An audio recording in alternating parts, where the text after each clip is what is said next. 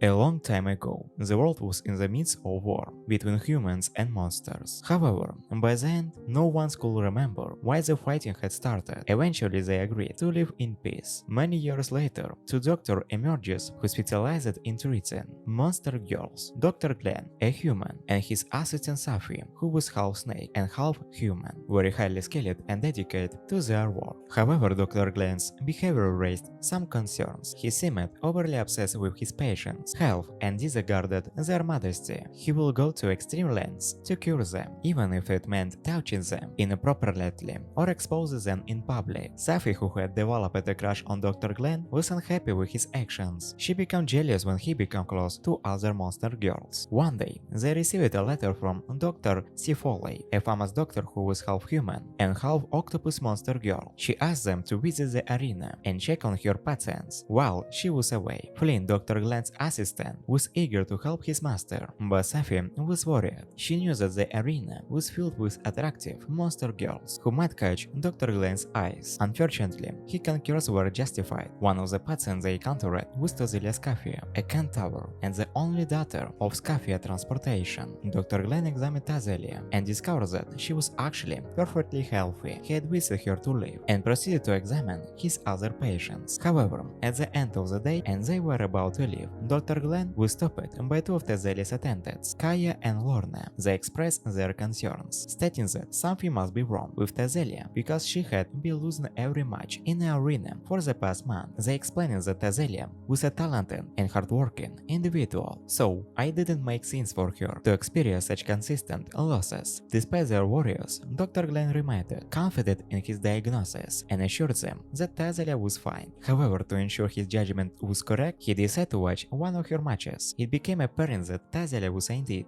facing a problem when she lost once again, this time to a cat girl. Finally, Dr. Glenn understood what was causing her struggles. That night, as Tazelia trained for her next match, Dr. Glenn, Safi, Kaya, and Lorna confronted her and captured her in an awkward and indecent manner. Safi restrained the centaur princess, while Dr. Glenn fitted her with iron hooves. Tazelia, too proud of her royal blood, had refused to wear the iron hooves, which had resulted in her losing her balance and matches. Tazelia was furious with them for intervening, but the next day she won a match in the arena after losing 10 times in a row. In a flashback, we learn that during the war, Safi was taken hostage by Dr. Glenn's family to prevent her family from betraying the humans. During that times, they had become close friends. Until the war ended, Safi returned to her home. Many years later, they meet again at the same medical school and rekindle their friendship. Glenn and Safi went shopping in the Mariel Waterways, a city built by the dragon lady Skadi. Safi was happy about shopping together because she saw it as an opportunity to seduce Glenn. However, Glenn viewed it as a quick trip to gather supplies as they arrived at their destinations. A mermaid lady approached them, mistaking them for a couple and inviting them to her place. Safi felt overwhelmed and pulled Glenn towards the mermaid. The mermaid named Lilia was a singer who performed for lovers and money. Sensing something suspicious, Glenn requested a song but only paid Lilia 2 copper coins instead of free. He offered her a free checkup as a free coin. As expected, Lilia could finish the song and started coughing. It turned out she had a disease. Glenn examined Lila and observed blisters in her mouth. He then checked her girls with his bare hands instead of using tools, simply because he could. Glenn discovered that Lila had spent an excessive amount of time out of the water, which caused her gills to inflame and her voice to suffer. Lilia explains that she had to work 10 hours a day because her father had abandoned her family, leaving them with no money. Suddenly, a young boy fell into the river, interrupting their conversation. Lilia jumped in to save him, but became completely exhausted upon getting out. As the doctors performed CPR on the boy, Lilia fell back into the water and began to drown. Glenn notices this and dove into to rescue her. He performed mouth-to-mouth resuscitation, forcing air into her lung and restoring her gills. Safi used her long tail to drag them out of the water, saving both of them. A few days later, Lilia was completely fine. She found a new job at the city,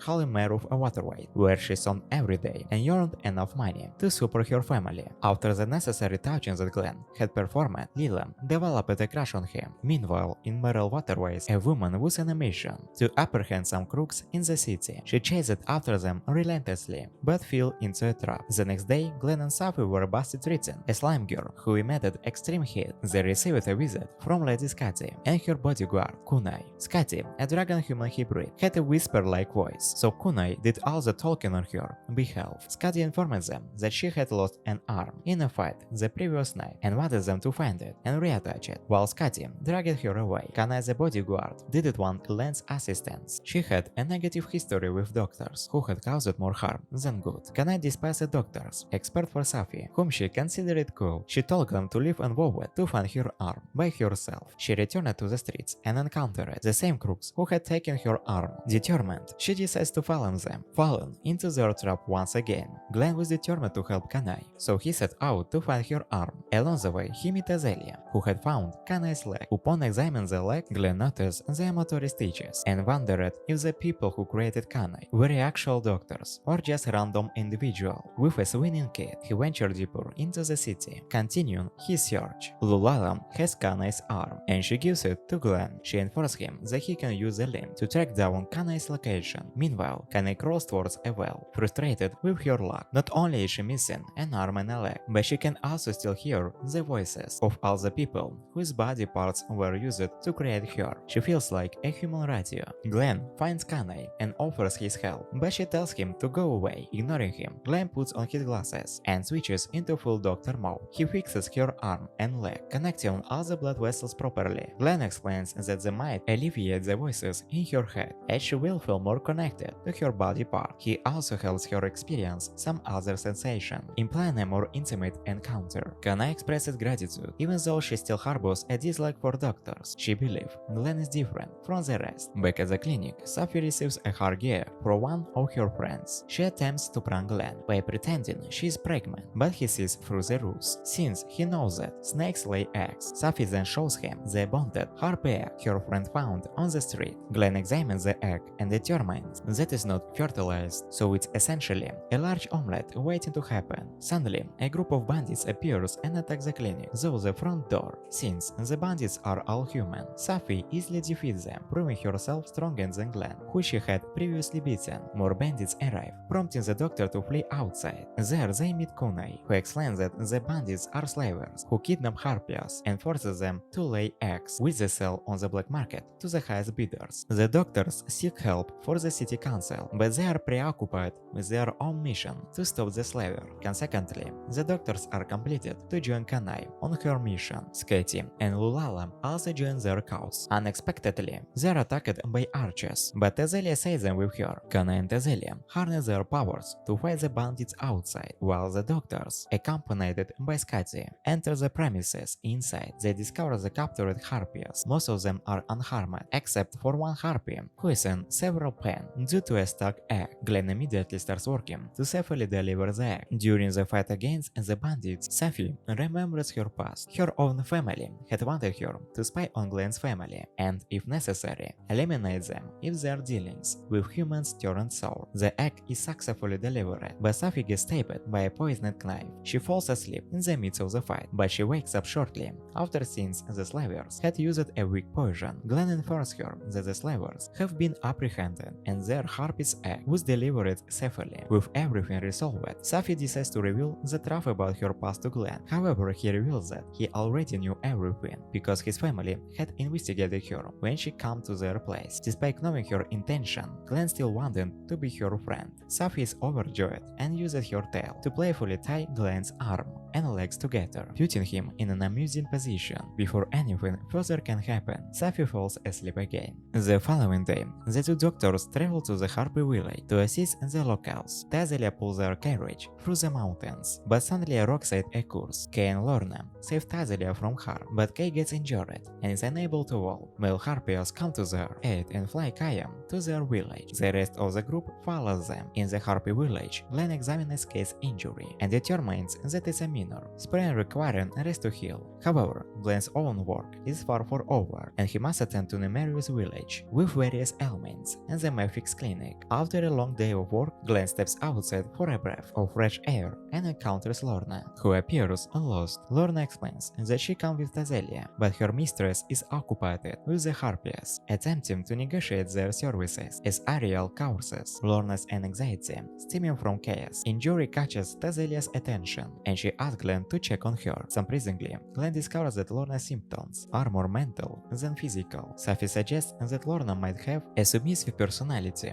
and requires restraint to feel calm and secure. Glenn attempts an unseen, forbidden technique, bleeding and blindfolding Lorna. To his surprise, Lorna feels much better, able to focus on her work. Glenn realizes that Lorna simply enjoys being tied up and not to bondage. As a token of gratitude, Kay and Lorna offers to pleasure Glenn together. They reveal that their mistress desires to marry him, as if she does, they will also belong to him. Ignoring all boundaries, they try to convince Glenn to engage, and intimacy activates with them. However, Glenn overcomes his own internal struggles and firmly rejects their advance, showing that he has not yet moved on from Maggie. Despite this, Kay and Lorna still hope that Glenn will become their master someday. The group then visit Ellie, the harpy who had been a patient of Glenn's when they were captured by the bandits. Ellie had awaited treatment and Glenn's makeshift clinic, prompting him to visit her directly. At Ilia's home, Glenn examines her once again. Using his sixth sense, he takes her temperature and pulse with his brave hands, discovering that Lilia isn't sick at all. She was simply shedding her feathers to make way for new ones. Lilia becomes furious with Glenn's diagnosis, refusing to believe that her inability to fly was due to missing feathers. In a fit of rage, she storms out of the house. Tazelia follows her and learns that Ilia aspires to be a gladiator like her and fight in the arena. Ilia challenges Tazelia to a duel, but she is no match for the seasoned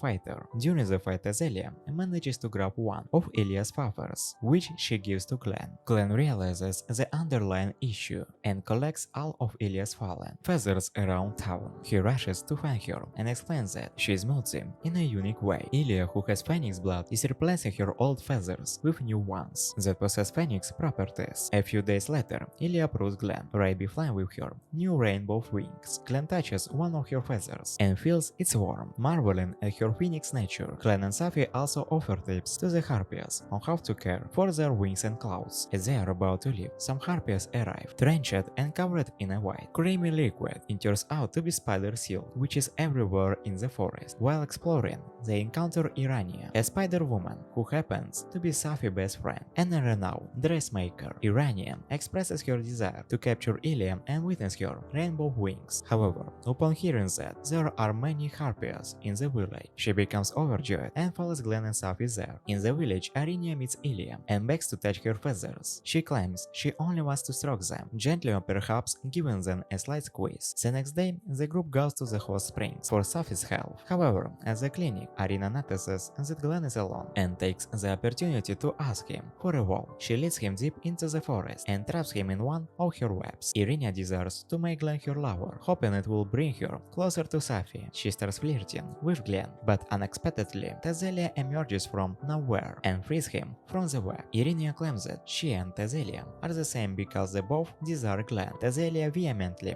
denies it, expressing her genuine love for Glenn and emphasizing that she is not as they. A fight is about to ensue, but Safi arrives, scolding her friends and whisking Glenn away. Back at the clinic, Safi and Glenn share a drink together. Safi confesses her love to Glenn, acknowledging that he may not love her back due to his tendencies, but she still wants him to know her feelings. However, their moment is interrupted by Lorna's outside. They join the rest of the village outside and witness the giant goddess Gigas approaching. They are unaware of why the goddess is angry and prepare to face her wrath, but Azelia refuses to let her befall her friends. She leads them in escaping the village. Billy, who is the fastest flyer, goes to Glenn's town to seek Lady Scuddy's assistant. Glenn and the others pack their belongings, planning to leave him before the goddess gets closer. However, they realize that Tazelia is missing, determined to fight the massive goddess alone. Tazelia believes that if she defeats a goddess, Glenn will have no choice but to marry her. Safi and Glenn catch up with her, preventing her from taking any reckless actions. However, the giant goddess named Diona reaches them. Diona sneezes so forcefully that the entire forest shakes in the wind.